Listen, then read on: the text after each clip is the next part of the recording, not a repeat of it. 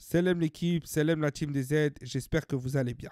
La vidéo va pas être très longue, vraiment inadmissible, inadmissible, inadmissible, inadmissible. L'Algérie est éliminée par le Congo sur cette double confrontation où on a déjà perdu 4-1 à l'aller chez eux. Et là, on a essayé de revenir au retour, mais on a réussi qu'à mettre 3 et ils nous ont mis le but qui nous fait défaut. L'Algérie est donc éliminée, elle ne participera pas à la prochaine CAN des U23 au Maroc et qui était, elle, qualificatif au JO de Paris 2024 en France. Un double échec énorme, inadmissible.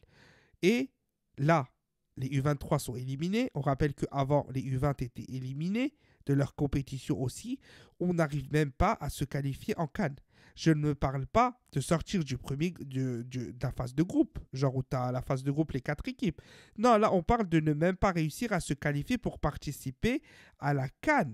C'est très, très, très, très grave. Honnêtement, il n'y a pas 50 solutions. Là, je ne vise pas que Nordine Ould Ali, qui est pour moi de toute façon limité tactiquement en termes de coaching. On l'a déjà vu dans l'autre tournoi, on en avait déjà parlé, les vidéos sont disponibles. On l'a déjà dit, répété, répété. On l'a aussi dit pour la 7 qui est à côté là sur la vidéo entre guillemets à gauche.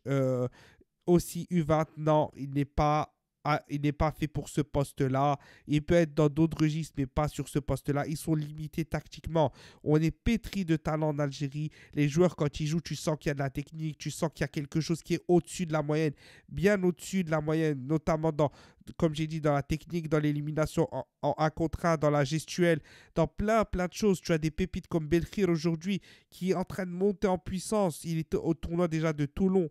Mais qu'est-ce qu'il était fort. On l'avait dit en vidéo, on avait fait les lives de match, les peu de rares lives de match qu'on a fait, ceux-là on les avait fait, et il avait déjà été au-dessus du lot, tellement bon, et là il est en train de prouver avec le CRB depuis déjà quelques années maintenant, avec les catégories de jeunes aussi, il est en train de prouver. Et ces joueurs-là, tu en as plein, Mehdi Push, j'ai oublié les noms, voilà, là je les ai pas en tête, mais des U18, l'autre là aussi de Béchar ou je sais plus où, qui avait gagné la finale U17 contre le Maroc, etc. Bref, le talent ne manque pas. Le talent ne manque pas, mais les coachs ne sont pas bons des équipes de jeunes. Il n'y a pas 50 solutions.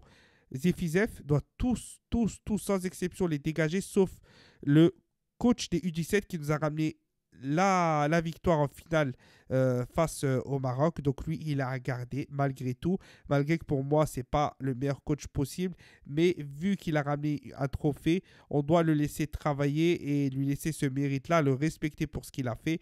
Parce qu'il ne faut pas hagar non plus ceux qui te ramènent des titres. Et voilà. Mais là, il n'y a pas 50 solutions. Il faut qu'ils dégagent tous. De Nordine Ould Ali à la 7, à ceci, à cela. Vraiment très déçu de ne pas être qualifié en CAN U23 au Maroc. Mais honnêtement, si c'était pour se manger catastrophe là-bas, c'est pas la peine. C'est pas la peine. Maintenant, Zefizef, avant, c'est pas lui qui les a choisis. On va voir ce qu'il va faire. CAN U20, on est éliminé. On participera même pas. CAN U23, on est éliminé, on participera pas. Les JO de Paris 2024, l'équipe de foot n'y sera pas. Inadmissible, scandaleux. Au travail maintenant. On va voir ce que Zefizef va nous faire.